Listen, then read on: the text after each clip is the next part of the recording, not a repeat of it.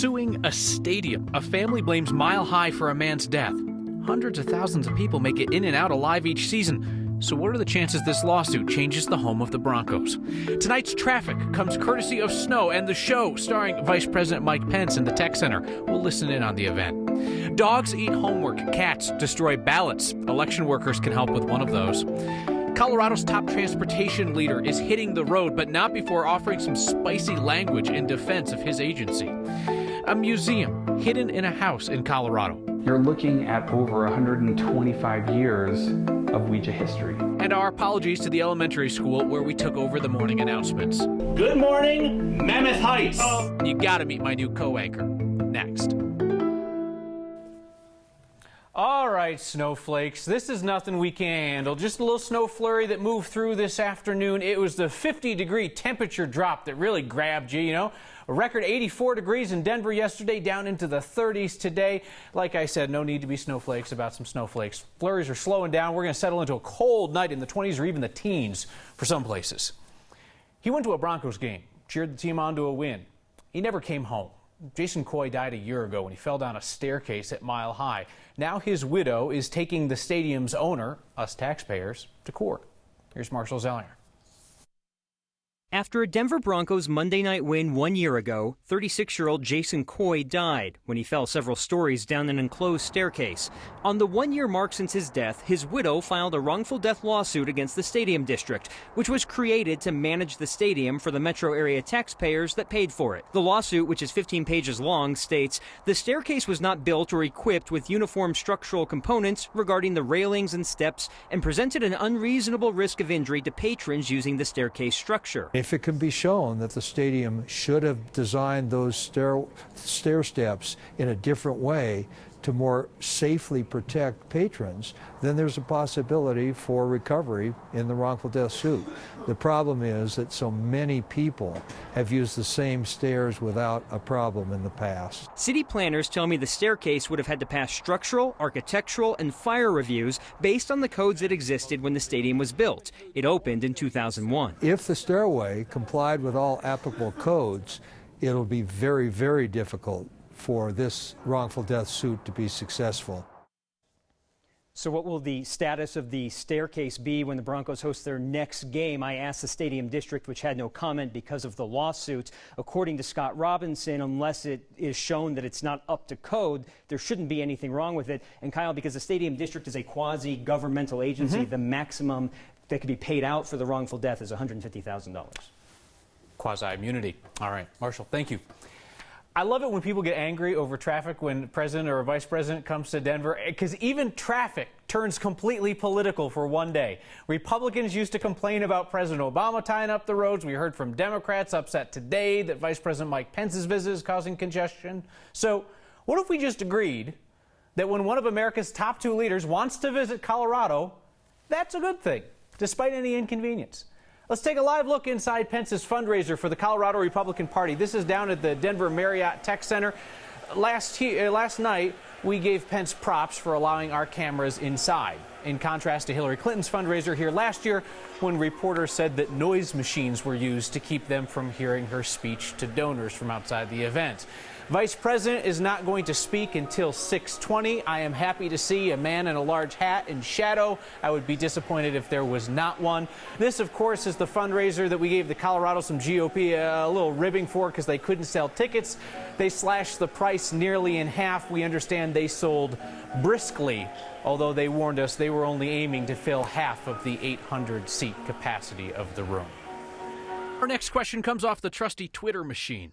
Opened my ballot yesterday and my hashtag kitty cat thought it looked like a crunchy snack. No bite marks and circles. Still good to use? Yeah, this ballot does not look fantastic. Stuff happens to anything left lying around your house, but don't risk spoiling your ballot. That is the technical term. Don't let something spoil your ballot. In this case of cat scratch fever, the Boulder County clerk recommended that this voter go and get a new ballot. Same would go for toddler scribbles. Don't let them vote for you. That's illegal. Coffee spills, or if your dog uses democracy as a chew toy. Do not risk wasting your vote. Just go get a new ballot from the county clerk. There is time, but keep time in mind. Ballots should be in the mail by Tuesday, Halloween. That gives you a good week buffer because all ballots must be received by election workers by Tuesday, November 7th. in order to be counted. CDOT's executive director is out. By his own choosing, it would appear. Shailen Bhatt's been on this program a few times. He's taken off from CDOT, leaving Colorado. He was appointed by Governor Hickenlooper 2 years ago. We got him on the phone today and asked him a couple of questions as he heads to the next phase of his life. What's he most proud of during his tenure at CDOT, and what is one thing that is left undone? The thing I'm most proud of is the team at CDOT. I think that, a lot of people complain about CDOT, and they do it, and it's their right, but they don't have anything to compare it to. I've lived in a bunch of states. I've served as leader of a couple of these organizations.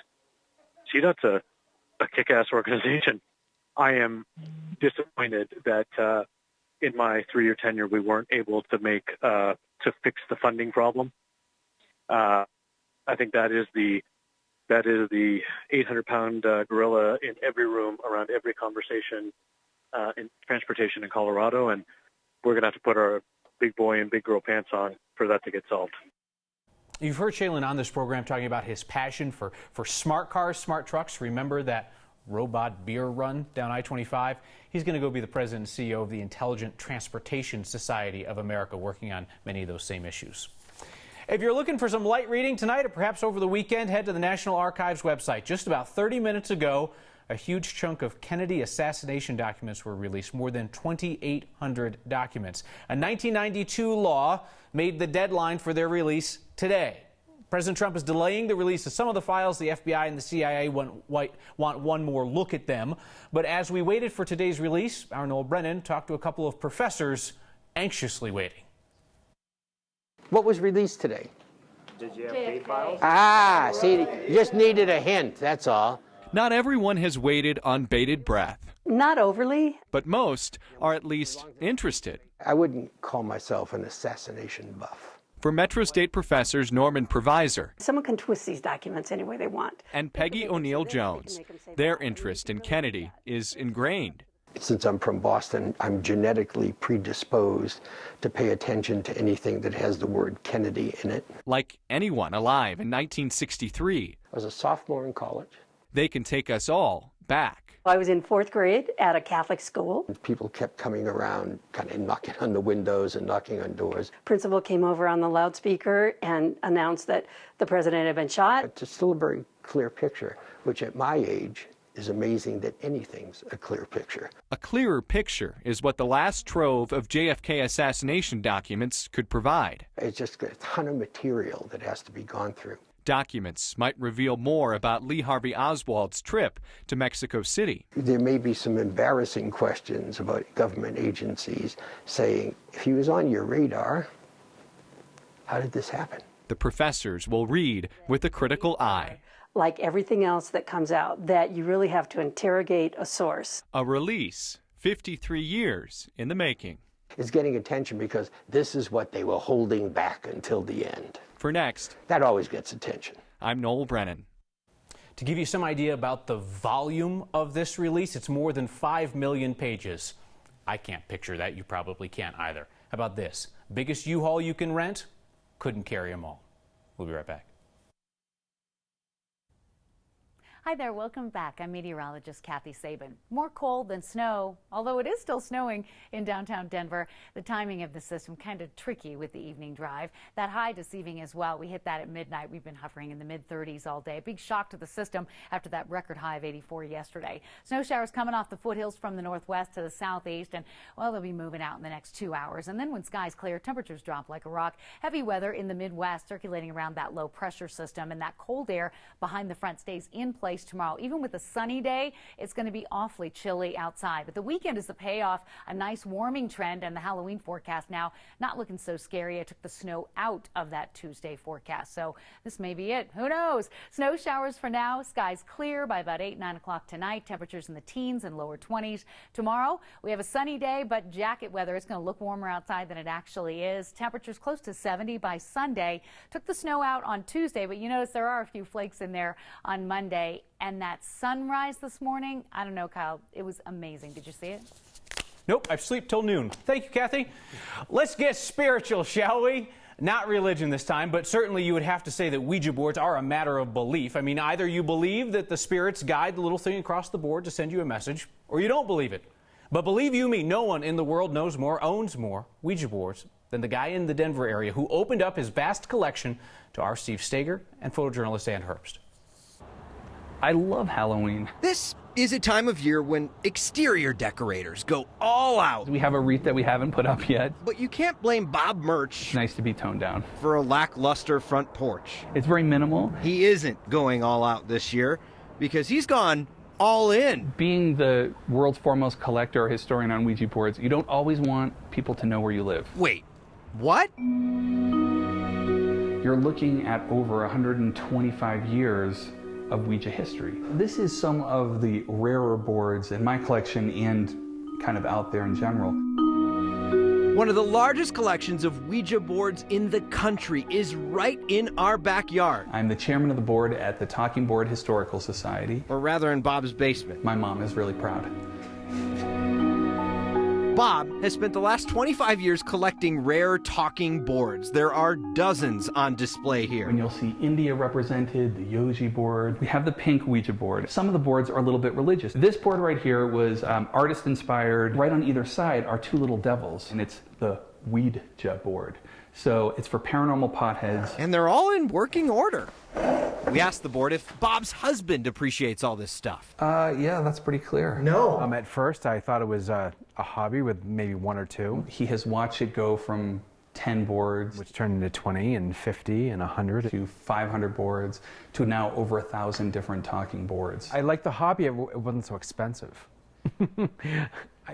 I'd like to travel more. Bob's obsession with Ouija is less about communicating with the other side. This one right here is 1890. He's obsessed with the history. So talking to the dead in 1890 was seen as normal. So if you walked into a house and you saw a whole family playing the Ouija board, you'd think, cool, I'll saddle right up there and ask questions. So how did we get to a point where we can remember Mom yelling at us for playing with these things? In 1973, something very special happens, The Exorcist. Suddenly, this thing is potentially scary and dangerous. Has it ever said anything strange to you?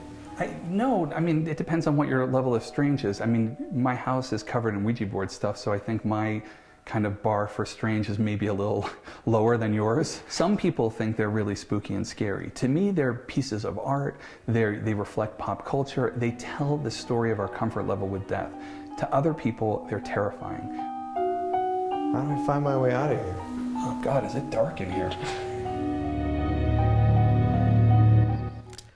Bob moved here from Boston about a year ago, and there's a relatively cool local connection. His research found a woman named Helen Peters who came up with the name Ouija.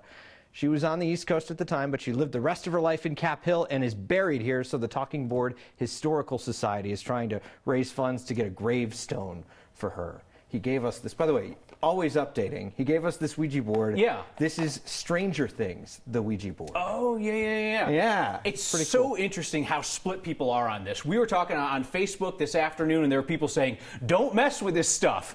And then there was a woman who said, they're made by Hasbro. What, are you going to summon a Hasbro demon? We didn't mess with it, but it was messing with our computer system earlier today. It crashed a bunch of times like nothing we'd ever seen. Weird. All right, Steve. I go back to school next.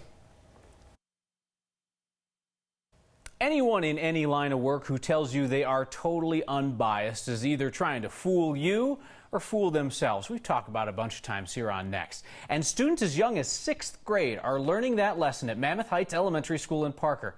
These kids are smart and insightful. But maybe I'm biased because they invited me to stop by a school with a killer morning newscast and a really well-dressed principal. All right, let's go back to school. Morning. Morning. How's it going? Good. Nice coat. You're a sharp-dressed man. Nice to meet you. Hello, staff and students of Mammoth Heights Elementary. I am Kyle Clark. You may know me from 9 News. You don't know me from 9 News. Your parents may know me from 9 News. And this is Good Morning Mammoth Heights. The reason I like it so much is because as much as I love getting into the classrooms as a principal every day, it's really tough to do with the schedule that is always presented to me. So every day I'm in front of the kids. Not every day, nonstop, for 5 minutes, doing the morning show, talking about lunch, talking about the Pledge of Allegiance. Please rise and recite the pledge with us. I pledge allegiance. So kids see me every day in some capacity, which is why I think it's powerful, and the community gets to hear what's happening inside our school. Create your social footprint. They're talking about Twitter. He's only got a few minutes, but I wanted him to stop in and say hi, and maybe he can contribute some of what you're already learning. Let's talk about bias. You guys have been talking about it in class, and that figures into what we do every day, because our job as journalists is to figure out as much of the truth as we can without bias and present it to people. We do talk about lifelong skills and guidelines that I say in the morning show. We want to practice these skills of cooperation, of being a leader. We want to practice those skills every day, and we give that to our kids. A lot of other things take care of themselves. Haley Smiley, happy birthday, Haley! Happy birthday to everybody. You can come on down to the office and get a happy birthday pencil at this time. But they need to make sure they get their parents' permission, or their teacher's permission first. Oh, to come down. The entire episode of Good Morning Mammoth Heights and its lessons on cooperation is on the next section of 9news.com. That's also where you'll find Kyle's conversation with 6th graders about how he fights his bias and they can fight theirs too. When Next returns, we'll meet a man who spent 3 decades on a golf course and called it his career. And fear not, everyone, Kevin the Turkey has been returned safely from the suburbs of South Denver. Plus, your feedback next.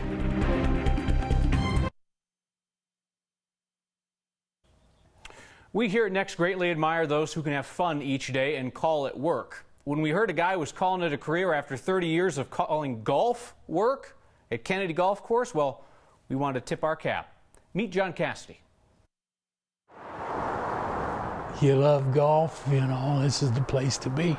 We're at the Kennedy Golf Course in the golf shop. I've been a golf pro for about 35 years. Well, I like teaching people to play and helping them with their game. Can I help you? Meet a variety of people. You need a rain check? Yes, please. Just seems like a way of life for me. I'm pretty good at it. And I made a hole in one the other day. Met some interesting people. The game's an easy game if you just let the club swing instead of trying to mash it as hard as humanly possible. Well, I plan on losing a few pounds and going to the gym so I can get in shape and play a little better golf. It's gone by so fast, I can't believe it. But it's something I loved, and so it's been pretty good. It'll be a little sad for me, and it's been a great ride. Oh yeah, I got a lot of time to play some more golf. Wish him the best in retirement. So there's a frequent flock of people pestering us to do a story about a turkey, specifically Kevin the Turkey. It's the wild turkey. He spent years wandering around a King Soopers parking lot, Quebec and C470. Everybody down there knows this turkey. And if you think it's ridiculous he's been named Kevin, you have not seen his Facebook page with almost 500 likes, which is why it is big news. Kevin was relocated earlier this week. Colorado Parks and Wildlife says this is not like that time that your dad said that your dog went to live on a farm. Kevin is still alive. Here he is with a Dorito. They're waiting to release him until turkey season ends. Because, you know, we got the woman who runs the Facebook page on the phone. It's a loss. I really feel like, you know, I tried to make a joke out of it. You know, now Kevin's gone into a witness protection program, so kind of ease the blow a little bit. But yeah, it's a loss for sure. Yeah, he lived there for several years, and I understand he had to be moved because he was getting kind of aggressive towards some people, and you know, you can't have that. Kevin's going to have a little bit of a readjustment to the wild. We understand mainly he has been eating French fries these days. Mr. H, join me. You've got feedback tonight. Let's hear. What are the people saying? Well, Michael in Loveland says, there are 2 of those dang jackets? There are 2 of them, Michael, and I told you this was a man's jacket. I told you. See you next time.